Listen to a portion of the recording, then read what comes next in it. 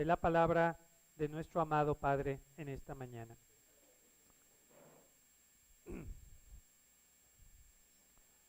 Amado Padre Celestial, permite que en este momento podamos prepararnos en mente y cuerpo para escuchar tu palabra. Que esta palabra tuya pueda ser clara, sencilla, eficaz, y que la podamos recibir con gusto y entenderla. En Cristo Jesús. Amén. Médico es el título del mensaje de esta mañana. Está basado en el texto del Evangelio de Marcos, capítulo 2, los versículos 13 al 17, los cuales voy a dar lectura. Dice el texto de Marcos que Jesús salió de nuevo bordeando el lago. La gente acudía en multitud y les enseñaba. Al pasar, vio a Leví, hijo de Alfeo, sentado en el lugar donde se cobraban los impuestos, y Jesús le dijo: sígueme. Leví se levantó y lo siguió. Sucedió que Jesús estaba comiendo en casa de Leví, y muchos de los cobradores de impuestos y otras personas de mala fama estaban también reclinados, porque no eran sillas, eran almohadas, reclinados a la mesa junto con Jesús y sus discípulos, pues eran muchos los que lo seguían. Al ver los escribas de los fariseos que Jesús comía con toda esa gente, cuestionaron a los discípulos de Jesús: ¿con los recaudadores de impuestos y personas de mala fama come?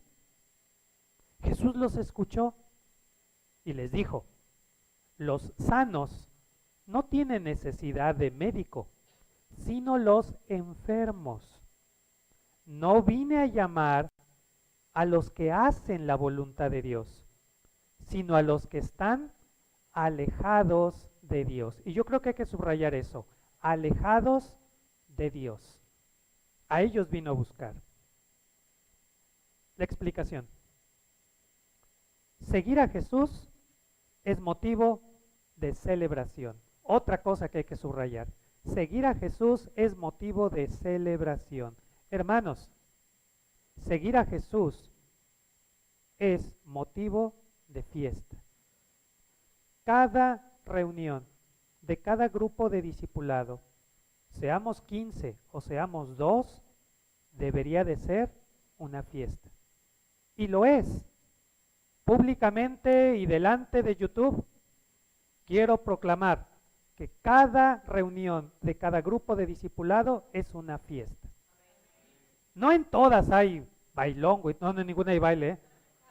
¿En cuál discipulado hay baile, verdad? No en todas hay fiesta en esa intensidad, pero en todas hay esa alegría de estamos aprendiendo de Jesús, esa alegría de estamos juntos, esa alegría de nos volvemos a reunir. Y no debemos perder de vista eso. Celebramos que seguimos a Jesús, que a pesar de todo, a pesar de nuestros errores, de nuestros defectos, de nuestras fallas, a pesar de todo y a pesar de todos, seguimos a Jesús. Y ese seguimiento es motivo de fiesta. Yo a veces, para tantear el asunto, ¿verdad?, cuando llevan algún pastelito y todo, o que veo que prepararon una comida así muy elaborada, les pregunto: hermanos, ¿y qué celebramos? ¿Quién cumple años? Y me da mucho gusto que casi siempre la respuesta es: pues que estamos juntos, pues que es iba a decir un día en especial, pues que es el día del discipulado, ¿verdad? Eso es suficiente para celebrar. Cada reunión, cada día debe de ser una fiesta. Exactamente. Leví ha tomado una decisión fundamental en su vida que le dará un giro de 180 grados a su existencia. Gracias a Dios ya no oigo la frase un giro de 360 grados. Hace todavía algunos años yo oía a la gente decir, no, es que yo le di un cambio a mi vida, un cambio de 360 grados. Yo me quedaba, pues quedaste igual. No, así, no es que yo decidí hacer un cambio en mi vida y di un giro de 360 grados. Pues estás igual, mano. Y por más que les explicaba, me decían, no, es que es una metáfora y ahí está, no lo tomes literal. ¿No? Una hasta me dijo, ay, me estás presumiendo de que estudiaste en el poli. No, esto no lo aprendí en el Politécnico, lo aprendí en primaria, los grados, ¿no? Que 90, que 180, 360, ¿verdad? Pero bueno, la frase correcta es un giro de 180 grados, o sea, cambio completo de dirección. Eso hizo Leví. De hecho, Leví, a diferencia de otros seguidores de Jesús, que no vamos a cuestionar si están mal o bien, pero Leví dejará todo lo que ha sido hasta ahora para seguir a Jesús. No es que simplemente le gusta oír de Jesús, no es que simplemente va a ir a las reuniones de vez en cuando, no, él lo va a seguir, lo va a dejar todo por seguirlo. Leví está tan emocionado y entusiasmado que organiza un gran banquete. Cuando el profeta Elías llama a Eliseo y le dice, sígueme, Eliseo organiza un gran banquete y se despide de su familia. Bueno, cuando yo decidí entrar al seminario no organicé ningún banquete ni invité a nadie, ¿verdad? Pero igual estaba de feliz de poder entrar al seminario. No es obligatorio, no vayan a después decir, ay, ahora resulta que cuando aceptas a Cristo tienes que organizar un banquete e invitar a toda la iglesia, ¿verdad? Bueno, no tienes que hacerlo. Pero sí tiene que haber esa celebración, ese gusto. Y mira, gracias a Dios no tienes que organizar un banquete. El banquete ya está, ahí está el discipulado, ¿verdad? Simplemente ser parte de todo ese ambiente. Lleva un pastelito o un gansito, ¿verdad? Lleva botana o lleva una bolsita de papitas o simplemente ve con tu alegría y comparte esa alegría. Pero lo que nos llama la atención es cómo Leví expresa su gozo de saber que va a seguir a Jesús con un banquete, con una fiesta. No sabemos con exactitud cuánto tiempo pasó desde que Jesús vio a Leví y lo invitó a seguirlo hasta el momento de estar juntos en la casa de Leví celebrando. Pero yo creo que no ha pasado mucho tiempo. O sea, igual Leví dijo, no, pues sí voy a seguirte, pero la próxima semana déjame organizar un banquete, arreglar mis asuntos, o a lo mejor al día siguiente. El caso es que él celebra este seguimiento. Lo que sabemos es que fue un gran banquete. De esas comidas en las que todos están invitados, en las que entran y salen personas conforme van finalizando de comer para dar lugar a los que esperan su turno. ¿Ha estado usted en esas fiestas? A mí me encantaban esas fiestas de que estaba el comedor, ¿verdad? Que apenas cabían, ¿verdad? Y comíamos todos ahí apretaditos, codo con codo, ¿verdad? Y terminabas de comer y te parabas, te salías al jardín o algún lugar porque entraban otros, estaban haciendo fila, ¿no? Y servían de comer y llegaba todo tipo de gente y pues realmente la fiesta estaba adentro en el comedor y afuera también o en la sala o en el jardín y todo, ¿verdad? De estas fiestas donde todo el mundo entra. Allá en mi pueblito polvoriento, me acuerdo que fui a varias quinceañeras que se celebraban en la calle. Así de plano, cerraban la calle, ponían los autos así, cerraban la calle y la fiesta era en la banqueta. Y como la banqueta es pública, esa era nuestra lógica de chamacos.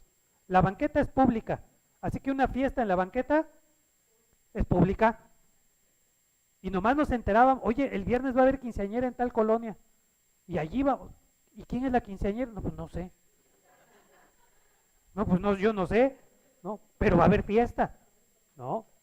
Y yo me acuerdo que llegábamos, o sea, llegábamos 4, 5, 20 chamacos, ¿verdad? Llegábamos a la fiesta, no había un cadenero ahí en la entrada, ahí, no hombre, tú entrabas y todavía estábamos ahí. Y no faltaba una señora, pásenle muchachos que ya se desocupó, ándenles, pásenle. O sea, ni nos conocían ni nos preguntaba ustedes de qué pandilla, digo ustedes de qué colonia son. No, a ver, pásenle, nos sentaban y órale a comer, ¿verdad? Casi siempre era barbacoa de hoyo, ¿no? Tu consomé de barbacoa con tu plato de carnitas y todo, ¿verdad? Otras eran otras cosas, ¿verdad? Pero yo estoy hablando de una época en la que ni pizzas, ya había pizzas, pero no se estilizaba en eso. El caso es que era puro comer y pues bailar, ¿verdad? Llegaba, sí lo voy a decir, llegaba Polimarch, ¿verdad? Ponía su letrero, ¿verdad? Y órale, a tocar música, a bailar. Esas eran las fiestas de entrar, salir. Unos entraban, otros salían, total. A veces ni sabíamos quién era la quinceañera, ya hasta que aparecía ahí bailando y todo, ¿verdad? Pero ese es el tipo de fiesta que se describe aquí. ¿Cómo lo sé? Porque esa palabra banquete en su idioma original describía precisamente esas fiestas de puertas abiertas. Solamente alguien con mucho dinero podía organizar una fiesta así. Las fiestas, las bodas de los pueblitos eran de cooperación, o sea, se cooperaban entre todos. Pero este tipo de banquetes es algo que un hombre como Leví, recaudador de impuestos, puede darse el lujo de organizar. Bueno, hasta había fariseos ahí en la fiesta con decirles todo, ¿verdad? De todo mundo pudo entrar. Entonces, yo quiero que ustedes se imaginen ese comedor, por amplio que fuera, ¿verdad? Lleno de personas, terminaban de comer y se paraban y entraban otros, estaría una ventana allí, ¿verdad? Y había gente allá afuera en el patio viendo lo que pasaba adentro o platicando allá afuera. Pero el que permanecía sentado todo el tiempo, ¿quién era? Jesús. Jesús era el agasajado, Jesús era el invitado de honor. Él estaría en unas almohadas muy cómodo y estaría ahí compartiendo y estaría platicando y diciendo cosas y enseñando, ¿verdad? Y tendría la ventana ahí al lado. Y afuera, uno de los discípulos quizás se levantó, salió y ahí lo agarraron los escribas. Ese era el banquete. La habitación destinada para la comida, pues aquí está, sería un gran salón con ventanas hacia la calle o hacia un patio entre la habitación y la calle. En la habitación habría un mantel hermosamente decorado puesto en el suelo, no usaban mesas, alrededor del cual había almohadas muy cómodas, donde las personas, conforme la costumbre de la época, se recostarían cómodamente para comer. Allí estaba Jesús, invitado principal, siendo agasajado con los exquisitos platillos que se habrían preparado. Platicaría, reiría, comería. Imagínense a Jesús feliz. Haga un esfuerzo. Imagínense a Jesús feliz, contento, compartiendo los alimentos, compartiendo ese rato de alegría, platicando con uno y con otro de tantas cosas que estarían platicando. Una persona le haría una pregunta, otro le haría otra pregunta, otro arrebataría la palabra. Así me imagino a Jesús. Yo imagino a Jesús que le calentarían la comida 3 veces, porque pues, entre comida y plática, pues se le enfriaba la comida. Así me imagino a Jesús, que le hacían una pregunta, oye Jesús, ¿y eso del ¿por qué mandas a la gente al basurero? ¿Verdad? Porque el otro día dijiste que aquellos irán al basurero, ¿verdad? Otro preguntaría, oye, ¿cómo está eso del cielo y el paraíso? Otro le preguntaría del reino, ¿qué significa el reino? ¿Por qué hablas del reino? Tantas preguntas que le harían a Jesús. Sería un momento hermoso. ¿Dónde estaría Leví? Leví estaría a su lado, platicando amenamente con Jesús. O tal vez estaría de anfitrión, corriendo de un lado a otro, trayendo cosas y acomodando personas entre saludos y felicitaciones de los presentes.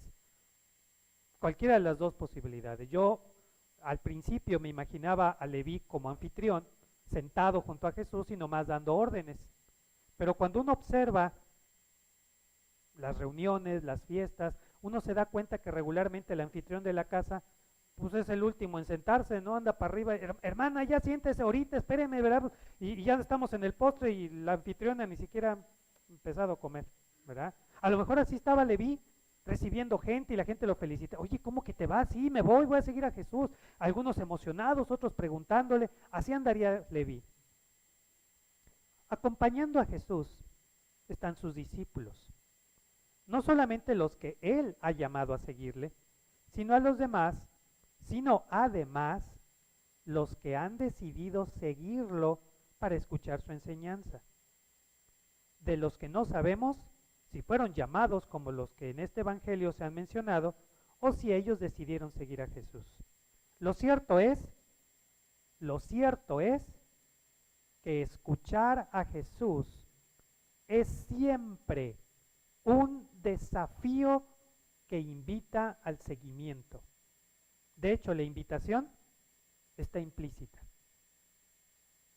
Es que a mí no me invitaron, está implícita. Cuando tú escuchas a Jesús y lo entiendes, siempre hay un reto. Sígueme. A veces lo entendemos como una invitación. Yo sentí que Dios me invitó a seguirle. Otros lo interpretan como un interés. Me interesó. Quiero saber más de la Biblia.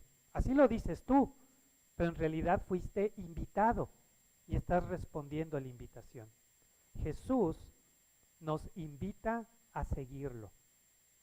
Cualquier mínimo interés por aprender de la palabra es una invitación de Dios. Ese es el reto. Algunos de ustedes están luchando con ese reto porque quieren aprender más, porque quieren ir más a fondo, porque no les quedan claro algunas cosas, quieren ir más allá. Y esa inquietud, hermano, es una bendita inquietud, porque hay gente que se conforma, no, yo estoy bien así, nos explican la palabra, no la entiendo, pero luego hay cafecito y pastel, nos la pasamos bien. Y con eso está contenta la gente. Usted y yo no. Bueno, sí vamos por el pastel y la galleta, ¿verdad? Y el cafecito, ¿verdad? Pero también vamos porque realmente queremos aprender y queremos preguntar y queremos cuestionar y queremos profundizar. Esa es la invitación que Jesús te hace y esa es la respuesta tuya a la invitación. Querer aprender de su palabra. Pero el Evangelio de Marcos enfatiza dos grupos de personas alrededor de Jesús en este alegre banquete. Cobradores de impuestos y personas de mala fama. Pecadores, traducen algunas Biblias, pero la idea en griego es personas de mala fama. Los cobradores de impuestos eran considerados unos vendepatrias, pues los impuestos que cobraban al pueblo eran para Roma, y ellos, al tener que convivir con los romanos y comer con ellos, se les consideraba personas contaminadas ritualmente, y por tanto tenían prohibida la entrada a las sinagogas. Un cobrador de impuestos no podía entrar a una sinagoga porque era una persona impura. Impura porque convivía con paganos, entraba en casa de paganos. Todavía me tocó conocer un par de cristianos, no aquí en Tampico, ni en Madero, ni en Altamira, pero en otros lugares, me tocó conocer cristianos que no entraban en casas de personas inconversas, porque allá hay ídolos, y los ídolos son demonios. Y puedes quedar poseído por un demonio. Yo le decía, pues si eres cristiano, ¿cómo te va a poseer un demonio? ¿No? Pero me tocó conocer cristianos que no. Yo solamente entro en casas de cristianos, ¿verdad? Y no en casas de paganos. Muy meticulosos, parecían fariseos. Lo cierto es que eran odiados por su grosero enriquecimiento, ya que se quedaban con una buena parte de lo que les cobraban a las personas del pueblo. O sea, nadie quería convivir con ellos. El otro grupo, las personas de mala fama, eran aquellas personas, fíjese bien hermano, que habían sido señaladas por los líderes de las sinagogas como pecadores. Fíjense, cuando la Biblia dice que Jesús comía con pecadores, Usted y yo podemos tener diferentes ideas. ¿Qué es eso de pecadores? Pues qué hacían o qué cometían y todo. La verdad es mucho más triste que trágica. Triste porque ese título era puesto por los rabinos. El rabino y los líderes de una sinagoga, estoy hablando de las sinagogas de aquella época, ¿verdad? El rabino y los líderes de la sinagoga eran los que señalaban a una persona que por no cumplir con las reglas impuestas era considerado pecador. Por ejemplo, ¿verdad? Venía un hermano, el hermano Gil, ¿verdad? Rabino Javier, ¿qué pasa, hermano Gil? Me he enterado que el hermano Manuel no se lava las manos antes de comer. ¿Cómo? O sea, no las sumerge 7 veces. El otro día yo estaba con él y lo estaba ahí viendo, ¿verdad? Y nomás la sumergió 5 veces, no 7. Entonces, no está purificado, hermano. Se lo digo, obviamente Gil lo hace porque estima mucho al rabino y no quiere que el rabino al saludar al hermano contaminado, contamine a nuestro sagrado rabino y Dios nos guarde. Entonces el rabino, estoy citando la Mishnah, el Talmud, ahí lo puede encontrar. Entonces el rabino exhortaba al hermano Manuel. Hermano Manuel, debe cumplir el ritual correctamente, si no, va a ser calificado como pecador. Y si el hermano Manuel, que claro que no es su caso, ¿verdad? Se pone en rebeldía y dice, no, yo hago lo que quiero y a mí nadie me dice qué hacer y en mi casa yo mando y se pone así bien sacalepunta, ¿verdad? Y empieza con que no, no, no. Entonces viene ahora otro hermano, ¿qué cree que dijo Manuel? Que él no va a cumplir con esas prescripciones que se le hacen ridículas. Entonces la sinagoga, en una reunión, ¿verdad? Expone el caso y dicen, a partir de hoy el hermano Manuel es pecador. Se le da ese título. No lo corren de la sinagoga, pero en términos técnicos, igual lo están corriendo. Porque si el rabino ya lo calificó como pecador y tú lo saludas, tú quedas contra... Fíjense, es ridículo, yo lo sé, hermanos, pero ese era el mundo de los fariseos. Quedas contaminado porque él te saluda, te pasa la contaminación, ¿verdad? Y obviamente, si tú haces negocios con él, estás haciendo negocios con un pecador. Tu dinero ya no tiene la bendición de Dios. Entonces, ¿qué hace la sinagoga? Pues termina por retirarle la palabra. Por supuesto, el día que el hermano Manuel se arrepienta y le pide al rabino que le eche la mano, el rabino le va a poner una serie de rituales de purificación, los cuales obviamente se cobran, no hay nada gratis, ¿verdad? Y el hermano Manuel con un buen donativo recuperará su grado de columna de la iglesia, ¿verdad? Algo así, ¿verdad? Pero vean, cuando hablamos de pecadores, no hablamos de homicidas, adúlteros, gente malvada, hablamos de personas quizás como usted y como yo, que sentimos que, bueno, como yo, algunos dirán, ay, pues como usted, como yo, ¿verdad? Personas como usted y como yo que a lo mejor no nos sentimos que somos buenos cristianos. Yo sé que algunos sí, y muy respetable, pero tal vez usted dice, no, pues es que a mí todavía me falta, ¿verdad? A mí todavía ni las alas me salen, ¿verdad? Yo todavía tengo defectos, sobre todo en mi carácter, o yo todavía tengo dudas, o luego a veces como que se me alborotan los demonios ahí dentro y bueno, algunos de nosotros sentimos que todavía no deberíamos ser llamados cristianos. Estoy tratando. Esos eran los pecadores. Eran personas, déjeme verlo desde otra óptica, eran personas más honestas. Porque a lo mejor el hermano que denunció al otro hermano que no se lavó bien las manos, a lo mejor él ni ayuna, dice que ayuna, y le dice a su esposa, si te preguntan, dile que ayer ayuné. ¿Recuerdan lo que dice Jesús acerca de los fariseos cuando ayunaban? ¿Cómo les decía? Hipócritas. No les estaba diciendo una grosería. ¿Qué era un hipócrita?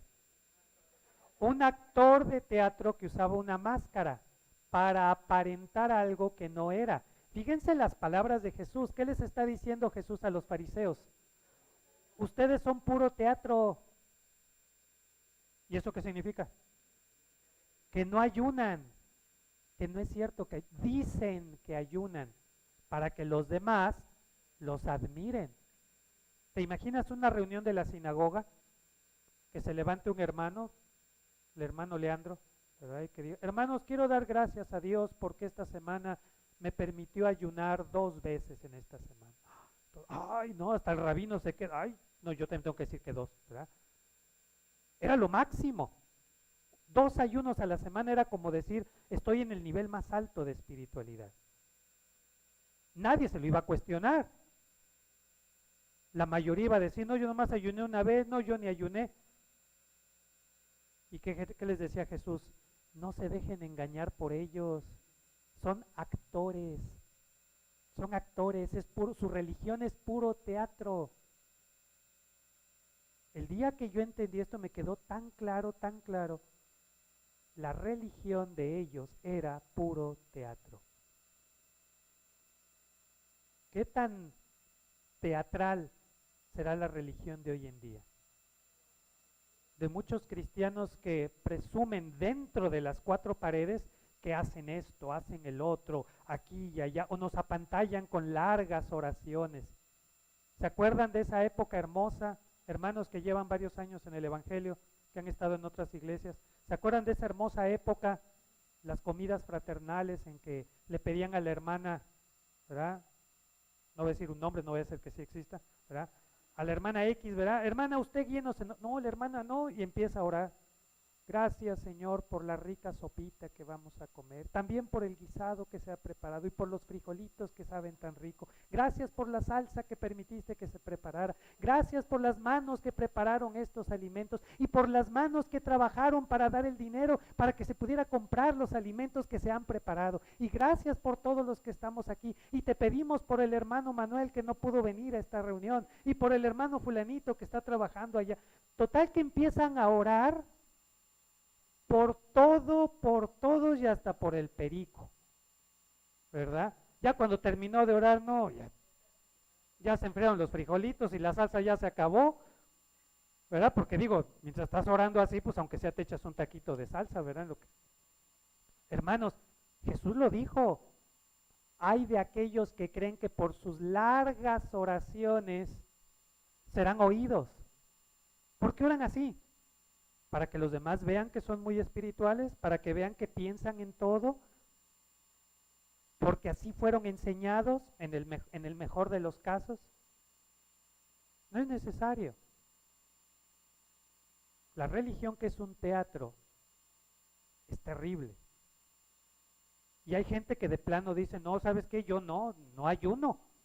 ¿Te imaginas al rabino preguntando, a ver hermano, ¿usted ha ayunado? No hermano, yo no ayuné. En este año yo no, ¿cómo cree? El hambre es canija. No, yo no ayuné ninguno. Entonces podía recibir el título de pecador. Así como había gente que se estaba esforzando en tratar de cumplir con todos los rituales de su religión para poderse ganar el favor de Dios, del rabino y de la iglesia, digo de la sinagoga, también había judíos que ya estaban hasta aquí. O sea, ya, por más que me esfuerzo, nunca le llego. Siempre el rabino está inventando una nueva cosa, una nueva prohibición, porque para eso eran buenos. Nueva prohibición, los sábados está prohibido hacer esto. Los sábados está prohibido hacer esto. Todo giraba alrededor de prohibiciones. Algunas iglesias así están. Todo gira en cuestión de prohibiciones. En esta iglesia está prohibido esto, y vas llegando y te van diciendo, o sea, ni la bienvenida te están dando y ya te están diciendo, ¿verdad? En esta iglesia está prohibido esto, y al año siguiente le agregan otra cosa, y siempre están prohibiendo. ¿Cómo le hacen?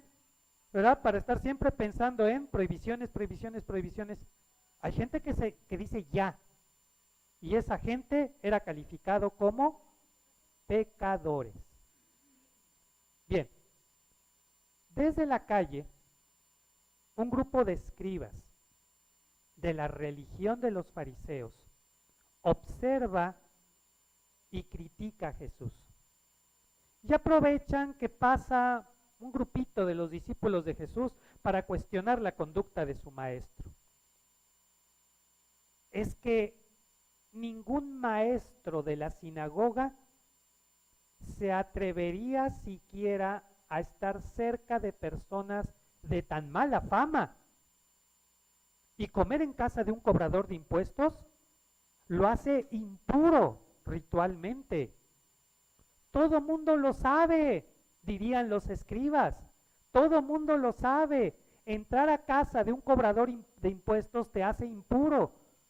Una persona que enseña la Biblia no puede entrar en casa de un pecador, quedaría contaminado, y contaminado no puede enseñar la Biblia. ¿Cómo va a enseñar la Biblia si está contaminado? ¿Cómo va a enseñar la Biblia si es pecador? ¿Cómo vas a andar hablando de la palabra de Dios si eres un pecador? Muchos años me dijeron, ¿cómo es que predicas siendo lo que eres? Pues ¿qué soy? ¿Verdad? Pero así me decían, ¿verdad? Pero es que todo lo que eres y todo y andas predicando, primero debes cambiar. Y miren, hermanos, cuando a mí me decían que primero debía de cambiar mi forma de ser, mi forma de hablar, mi forma de pensar antes de predicar, yo les daba la razón. Sí es cierto, a mis 20, 21 años yo decía, hay muchas cosas todavía, no crean que ya, ¿verdad? Pero a mis 20 años yo decía, sí, hay muchas cosas que yo tengo que cambiar de mi carácter, de mi forma de pensar. Sobre todo mi forma de pensar es la que me causaba muchos problemas. Yo decía, sí, tengo que cambiar. ¿Y saben qué hacía? Seguía predicando. O sea, yo sabía que no debería de estar predicando, que yo no era digno de predicar, que yo no era un buen testimonio, pero no podía dejar de predicar. No podía quedarme callado. Pues hasta el día de hoy, pastor, apenas empiezan a hablar de un tema y ahí quiere usted opinar. No puedo quedarme callado. Si empiezan a hablar de la Biblia, de Jesús y todo, yo no me puedo quedar callado. Tengo que hablar, tengo que decir. Cuando de una misión me corrían, que me corrieron de muchas misiones, cuando de una misión me corrían, y en lo que me invitaban a otra a predicar, pues siempre pasaba un par de domingos que no predicaba. Pues de civil, ¿verdad? Me voy a la iglesia, me siento en mi banquita y a oír. Me desesperaba, hermanos. Me desesperaba estar sentado escuchando el sermón, no porque el sermón fuera malo ni nada, no estuviera aprendiendo, sino porque yo quería predicar, yo necesito predicar. Y cuando me volvían a dar oportunidad de predicar, yo era el hombre más feliz, por fin otra vez. Y otra vez, pero ¿cómo? Tú predicas siendo lo que eres, no deberías cambiar primero, no, el predicador debe empezar por su casa y debe primero cambiar. Sí, yo estoy de acuerdo, pero no puedo dejar de predicar. Con los años aprendí que predicar la palabra es algo que Dios da y que no depende de cualidades humanas, no por obras, para que nadie se gloríe, que nadie diga, por supuesto que Dios me llamó a mí a predicar, se sacó la lotería Dios conmigo. Digo, mira, es nomás que persona, bien portado, buen testimonio, de familia cristiana, de rancio abolengo, pero claro que yo tengo que ser el predicador. A esas personas, ¿qué diría Jesús?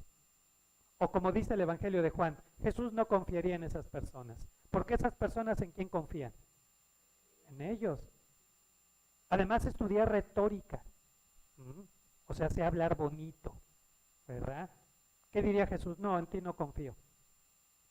Porque yo, consciente de mis defectos, de mis errores, de mi mal testimonio, de todo eso, yo me ponía a orar en Señor, ayúdame, Señor, úsame, Señor, límpiame para poder predicar, aunque sea nomás durante el sermón, límpiame, pero para que yo pueda predicar. Yo oraba y todavía esta mañana seguía haciendo la misma oración que hace 30 y tantos años. Límpiame, úsame, que seas tú el que hable. Sigo sin confiar en que yo Yo la hago, voy a predicar el domingo, pues ya no hay que orar, pues ya me la sé de todas, ya, hasta con los ojos cerrados. No. Sigo creyendo que la palabra de Dios es algo enorme, formidable, y que yo soy indigno de predicar. Pero nadie es digno. Y Dios nos llama a pesar de lo que somos. Así que si usted siente ese fuego dentro de él, déjeme darle un consejo. Jeremías dice que él quiso apagar ese fuego. Nomás que en lugar de echarle agua le echó gasolina. Porque dice Jeremías que ese fuego, cuando él lo quiso apagar, se encendió más, hasta que lo dominó por completo y se puso a predicar. Y yo me identifico con Jeremías, porque si hubo una época en la que yo quise apagar ese fuego, no hombre, todavía no se termina ese fuego, no se apaga. No luches, hermano, con que, pues sí quiero predicar, pero yo, ¿cómo? Si yo fui esto, si yo él es. Fuiste, eres y serás. Así que tú éntrale y a predicar. Y cuando te digan, tú no eres digno, tienes que decir, amén, yo no soy digno, el digno es Dios. La palabra es la que es digna. Y mírame, Dios me usa para predicar. Nunca lo dije, pero una vez lo llegué a pensar. Cuando esa gente que me criticaba y me decía, es que tú no debes predicar, lo que debía haberle contestado es, pues predica tú. ¿No? Ok, tienes razón, yo no debería de estar aquí al frente. Bueno, pásale. A ver, predica tú. Alguien debe predicar. Jesús dijo, si estos no cantan, las piedras hablarían. Y a uno de sus discípulos le puso piedra. ¿Quién de nosotros es la piedra? Ya me están viendo todos. Sigamos. Todo el mundo lo sabe. Un rabino no convive con pecadores. Pues ¿qué clase de maestro es el que tienen ustedes? Casi puedo escuchar a estos fariseos decir, tu maestro está dando muy mal testimonio. Hermana Lucy, ¿cuánto tiempo sin verla? ¿Cómo está? ¿Ahora dónde se congrega? No, estoy allá con el hermano Javier. Ay, con el hermano Javier. ¿Cómo puede estar con esa persona? Da muy mal testimonio. No, pues ahí vamos. No importa. No es digno de ser maestro. No deberían ustedes seguir a un maestro que convive con personas de mala fama. Bueno, creo que ya exageré, o creo que ya me proyecté, ¿verdad? Pero algo así sucedió. Y de seguro los discípulos cuestionados no supieron qué decir. Yo me imagino que, ay, sí, cierto, pues si es el maestro y está conviviendo con pecadores, ¿cómo? Si los han de haber dejado así. Pero ahí estaba Jesús escuchando desde la habitación. Y dirigiéndose a los que por la ventana abierta lo estaban viendo, les responde con autoridad. Él, perdóname.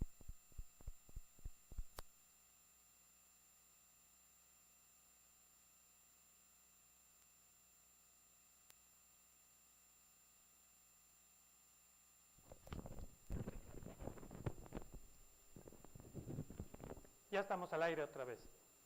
Sentía un ton, pensé que era mi corazón.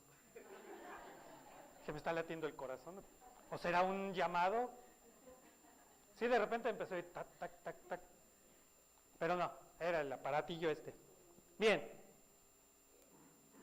Él, Jesús, es como un médico y ha venido a sanar a los enfermos. Así se describe Jesús. Los escribas se consideraban sanos, suponían equivocadamente que estaban agradando a Dios.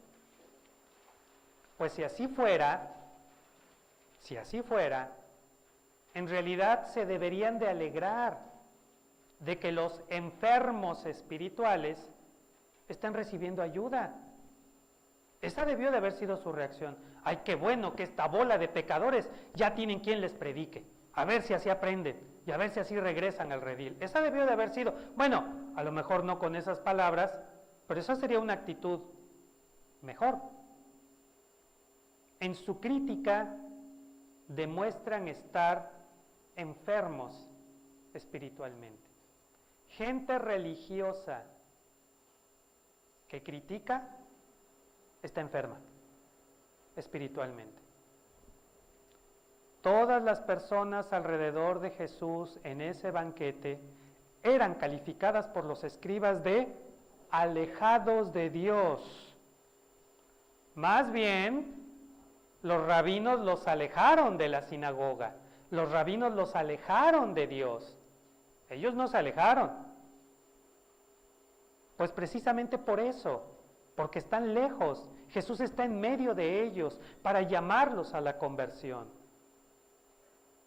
¿Y qué pasó después? No lo sabemos. El relato termina con las palabras de Jesús, que no pretenden ni disculparse ni convencer, solamente mencionan su misión. No discutas con la gente, no trates de convencerlos. Presenta tu visión y ya. No, es que mira, en Paz Divina no tienen templo, no hacen esto, no el otro. Yo voy allá y me gusta, punto. ¿Quieres aprender de la palabra? Ven. No, yo no voy allá. No vayas. Así dile. Yo no voy a ir allá. Pues no vayas. No discutamos. No entremos en controversia. Ese es el truco, siempre. Meternos en controversia, empezamos a discutir y terminamos criticando o hasta chismeando. Y ya nos perdimos. No es así como funciona. Seguramente hubo muchas carcajadas mientras los escribas se retiraban entre enfurecidos y avergonzados. Algunos de los presentes, tanto de los que estaban con los escribas como de los que estaban con Jesús, se quedarían pensando en lo que acababa de decir Jesús. Tal vez unos pocos meditarían en estas palabras de que Jesús vino a llamar a los que estaban alejados de Dios. Pensarían en ello durante largo tiempo, hasta que se reconocerían en esa descripción y aceptarían la invitación de regresar a Dios. Hermanos, Jesús es el médico que nos visita en nuestra enfermedad espiritual para sanarnos y hoy nos llama para que regresemos a la comunión de amor con Dios. Amado Padre Celestial, nos hemos alejado de esa hermosa comunión contigo. Tal vez